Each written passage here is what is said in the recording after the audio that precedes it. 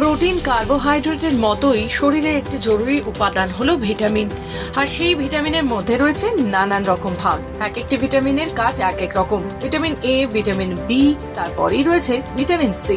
Vitamin C collagen সংশ্লেষণের জন্য অপরিহার্য।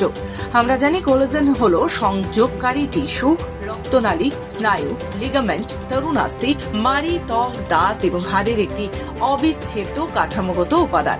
এটি ত্বকের স্বাভাবিক স্থিতিস্থাপকতা বজায় রাখতে সাহায্য করে। ভিটামিন সি একটি জলে দ্রবণীয় পুষ্টিকর উপাদান, যা পুষ্টিগুণ অত্যন্ত বেশি। এটি চোখের রোগ, ত্বকের বলিরেখা, আরো গুরুত্বপূর্ণভাবে হৃদরোগের রোগ থেকে রক্ষা করে, রোগ প্রতিরোধক ক্ষমতা শক্তিশালী রাখে। এমনকি ক্যান্সার প্রতিরোধেও এর প্রভাব রয়েছে। এটি ফ্রি রেডিক্যাল এবং নাইট্রেটের বিরুদ্ধে লড়াই করে। এই শক্তিশালী ভিটামিন অ্যান্টিঅক্সিডেন্ট টিস্যু পুনর্জন্ম ও মেরামতেও সাহায্য করে।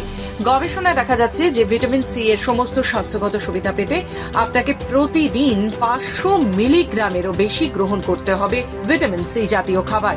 এর জন্য আপনাকে প্রতিদিন প্রচুর পরিমাণে মৌসুমী ফল, শাকসবজি খেতে হবে। আপনি প্রতিদিন ভিটামিন সি গ্রহণ করে সুস্থ থাকতে পারেন। অবশ্যই আপনার খাবারের তালিকায় রাখুন লেবু, কাঁচা লঙ্কা, কাঁচা ছোলার মতো খাবারগুলো। আপনি সুস্থ থাকুন, এই আমাদের একমাত্র লক্ষ্য।